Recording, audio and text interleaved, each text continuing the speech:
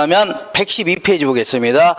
자, 금융은 자금의 조달, 요거를 뭐 금융이라 하는 겁니다.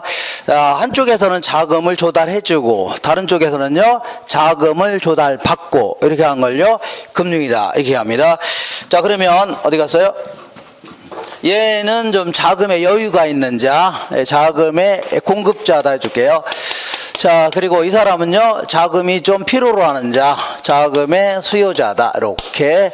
자, 두 사람이 딱 있는데, 자, 이 사람은 갑이고, 이 사람은 을인데, 이렇게. 자, 자금의 조달이 금융이라고 했죠? 그러니까 자금을 조달받는 형태는 크게 이제 두 가지 형태가 있는데, 갑이라는 사람이 이제 갈비집 하려고 합니다. 1억 정도가 필요한데, 7천만 원밖에 없다는 얘기죠? 그래서 3천만 원을, 자, 을한테 가서, 야, 친구야, 내가 지금 갈비집 하려고 하는데, 자, 너 나한테 한 3천만 원을 좀 빌려달라 할 수 있겠네요? 빌려달라는 거를요, 대여해달라, 이렇게 해주는 겁니다. 그러면 이 사람은 자금을 조달해주고, 저 사람은요, 자금을 조달받고, 이런 식으로 하는 걸요, 금융이라는 겁니다. 그러니까 이 어떤 재화나 서비스에 개입 없이 돈만 왔다 갔다 하는 거 있죠? 이런 거 뭐라고요? 금융이다. 이렇게 생각하시면 됩니다. 근데, 갑이라는 사람이 이렇게 할 수도 있겠네요. 을아, 내가 지금 갈비집 하려고 하는데 나는 7천만 원밖에 없다. 그래서 네가 한 3천 정도를 출자해달라. 이렇게 할 수 있네요. 이 출자라는 표현 자체는 자본금의 형태로 대달라. 그런 얘기입니다. 자, 말이 좀 어려우니까 이제 일단에 어떤 동업하자. 그런 얘기입니다. 뭐라자고요? 동업하자. 그래서 나중에 이익이 생기면 7대3 나누자 할 수 있죠. 그리고 나중에 손해나면요 7대3 까진다 이렇게 할 수 있죠. 이렇게 하는 걸요 출자한다 이렇게 표현합니다. 그러면 뭐 친구지간에라든가 친인척 간에는 얼마든지 뭐 빌려줄 수도 있고, 말로만 뭐 누나가 장사한다고 하니까 뭐 출자할 수도 있는 거죠. 근데 전혀 모르는 사람이 와서 돈 빌려달라고 하면 빌려줄 수 있나요? 그러지 않겠죠. 그리고 뭐 같이 동업하자면 동업 안 하겠죠. 그러니까 뭔가 뭐 신용도 좀 있어야 되고, 그다음에 뭐 담보도 잡혀야 되고, 증빙도 좀 갖춰야 될 겁니다. 이렇게. 자, 그래서 이렇게 보겠습니다. 먼저 돈을 빌렸을 때는 이제 차용증서 이런 거 써주면 되겠네요. 차용증서다. 종이에다가 3천만 원 빌렸으니까 언제까지 갚겠다. 그리고 이자는 한 달에 얼마씩 주겠다. 이렇게 할 수 있죠. 이런 걸요 차용증서다. 그리고 요거는요 지분증서다. 그래서 종이에다가 나는 7천만 원, 너는 3천만 원. 그래서 이익이 생기면 7대3 나누자. 이렇게 할 수 있죠. 그리고 손해나면 7대3 까진다. 이렇게 해서 둘이 이제 도장도 찍고 주소도 적고 하면 되겠죠. 이런 걸 다 뭐라고요? 지분증서라는 겁니다. 넓게. 근데 요거를 유가증권의 형태로 발행할 수 있는데, 이게 돈을 빌렸을 때는 채권이라는 유가증권을 발행할 수 있습니다. 이 종이에다가 딱 이렇게 해서 수표처럼 생긴 종이에다가 채권이다 이렇게 하면서 금액은 뭐 100만 원, 그 다음에 이자율은 뭐 몇 프로 이렇게, 그 다음에 만기가 있습니다. 예를 들어 2020년 12월 31일 만기다. 이런 식으로 하게 되면 자, 이런 식으로 발행하는 겁니다. 이렇게 발행해서 불특정 다수인한테 파는 겁니다. 일반인들한테 판다는 얘기죠. 그죠? 그러면, 자, 이 사간 사람은, 자, 이걸 사간 사람이 발행한 자한테 돈을 빌려준 겁니다. 자, 말이 어려우니까. 내가 이걸 누구한테 팔았죠? 그러면 사간 사람한테 내가 돈을 빌린 겁니다. 빌리면, 이 만기에 있죠? 만기에가 이걸 가져오면 돈을 내줘야 되는 겁니다. 그리고 일정 기간마다 이자도 줘야 되고, 이런 형태를 뭐라고요? 채권이다. 일종의 이제 유가증권입니다. 근데, 이거를 아무나 발행할 수 있나요? 내가 프린터를 가지고 막 뽑아서 아무나 발행하면 안 됩니다. 이거 사가지도 않을 뿐만 아니라 나는 잘못하면 깜빵에 갑니다. 어디 간다고요? 깜빵. 금융시장을 교란시켰다 해갖고 어디 간다고요? 깜빵에 갑니다. 그래서 이거는 상당한 정도의 공신력이 있어야 됩니다. 자, 그래서 주로 이제 국가라든가 지자체 아니면 정부 투자기관, 지하철공사라든가 토지주택공사 이 정도에서 발행하는 걸요 공채 이렇게 표현합니다. 뭐라고요? 공채. 공공이 발행한 채권이라 해서 뭐라고요? 뭐예요? 공채다. 자, 물론 이걸 조금 세세하게 한다면 공채를 하더라도 주로 이제 국가가 발행하는 거 있죠? 중앙정부가. 예컨대 한국은행이 인플레가 하도 심해지니까 시중에 있는 통화를 흡수하려고 통화안정증권 이런 거 발행할 수 있습니다. 이런 게 일종의 국채다 해줍니다. 그리고 지자체도 지자체의 재원을 조달하려고 발행할 수 있다는 얘기죠. 이걸 지방채 이렇게 얘기합니다. 그리고 아까 얘기한 대로 토지주택공사라든가 지하철공사 있죠. 얘네들은 특별법에 따라서 발행하는 겁니다. 그래서 이거를 특수채 이렇게 표현합니다. 그래서 어쨌거나 싸잡아서 한꺼번에 답을 하고요. 공채 이렇게 해주고, 그 다음에 이제 회사도 이걸 발행할 수 있는데, 회사도 아무 회사나 발행할 수는 없고, 그 최소한도의 상장법인이어야 됩니다. 어떤 법인이라고요? 상장법인이면서 상당한 정도의 사채를 발행할 수 있는 조건을 갖춰야 됩니다. 이걸요, 회사채다. 줄여서요, 사채다 해줍니다. 이렇게.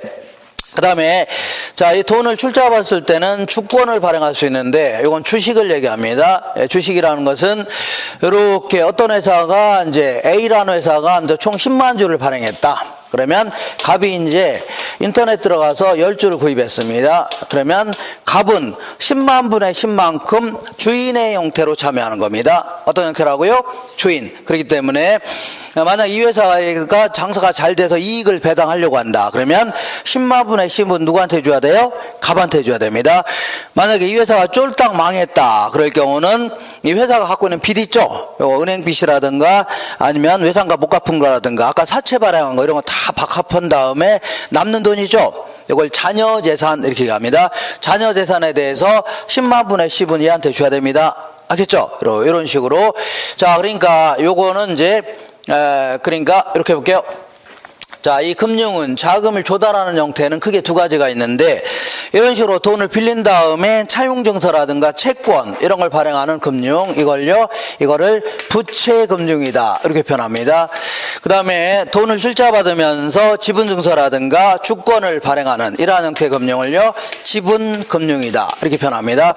그리고 이렇게 부채금융 같은 경우는 돈을 빌린 거기 때문에 확정이자를 지급해야 됩니다.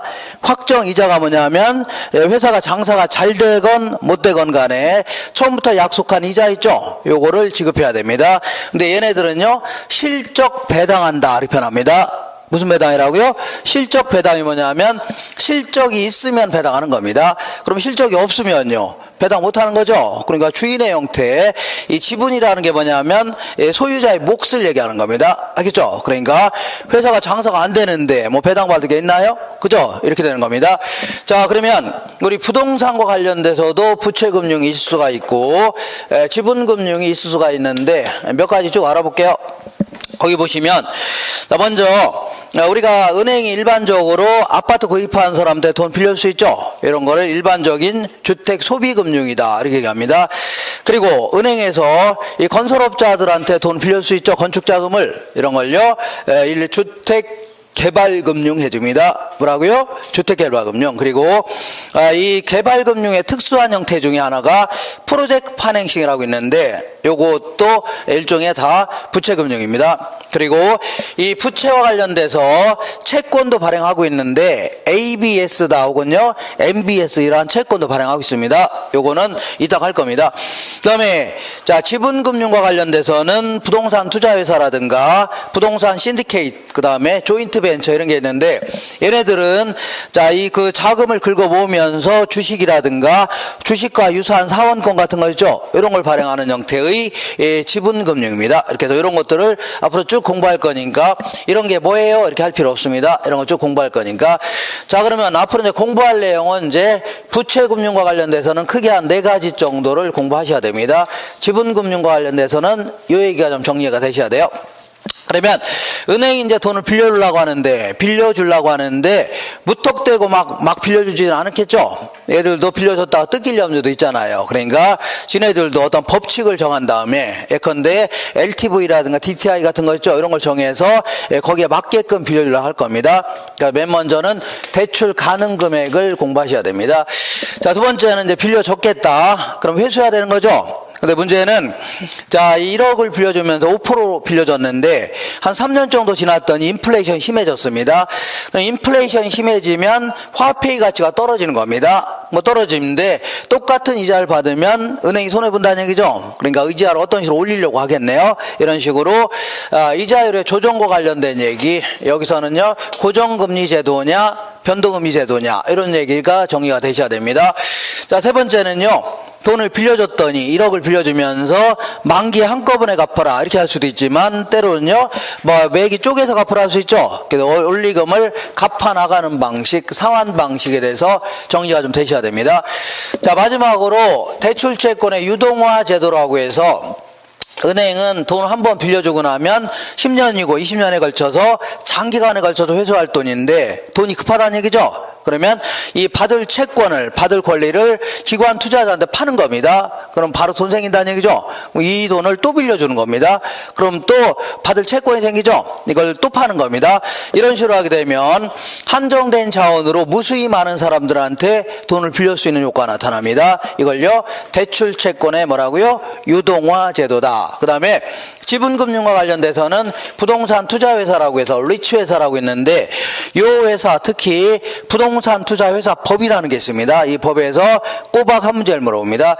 자, 그래서 보통 이제 이 정도를 중심으로 해서 요 사이드에 있는 내용들 있죠. 이걸 포함해서 작게는 5문제, 많게는요 7문제까지 나옵니다. 자, 그러면 우리 교재가 어떤 식으로 구성되어 있나 보겠습니다. 맨 먼저 113페이지 보시면 부동산 금융의 서설 이렇게 돼 있죠. 그래서 우리 교재에는 368페이지 적어놓으세요. 368페이지. 근데 여기서 만약에 한 문제를 물어본다면 요즘에는 거의 한 장 넘겨보시면 114페이지 한 중간 정도의 대출 가능 금액 있죠? 여기서 물어봅니다. 여기서 물어보니까 이거 좀 계산할 줄 아셔야 됩니다. 자, 그럼 한 장 넘겨볼게요. 그럼 이번에 돈을 빌려줬겠다. 그러면 이제 이 원리금을 회수해야 되는데 문제는 인플레이션 심해졌다는 얘기죠. 어떤 식으로 회수할 것인가. 먼저 이자율의 조정 여부. 요거는 우리 교재 377페이지에 있습니다. 300. 자, 그리고 한 장 넘겨보겠습니다. 자, 이번에는 원금이자를 회수해 나가는 방식, 상환 방식이 있는데 요거는 우리 교재 382페이지에 있습니다. 382페이지. 자, 이렇게 해서 그 다음에 한 장 넘겨볼게요.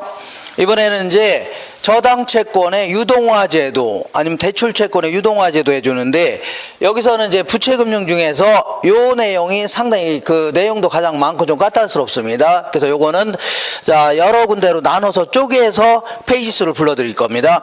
먼저 유동화 제도의 구조 및 역할 해갖고 387페이지 적어놓으세요. 387. 그다음 한 장 넘겨볼게요. 넘겨보시면 122페이지 맨 아래 보니까 보금자리론이라고 있어 없어요? 있죠. 요거는 398페이지에 있습니다. 398페이지. 그리고 오른쪽에 위에서 한 10번째 줄 정도에 보시면 주택담보노후연금 보증 요거 있죠. 요거는요 399페이지에 있습니다. 399페이지. 그리고 한 장 넘겨볼게요. 이번에는 124페이지 딱 중간에 보니까 자, 이 저당 담보증권 주택저당 담보증권의 종류해갖고 393페이지에 있습니다. 393페이지.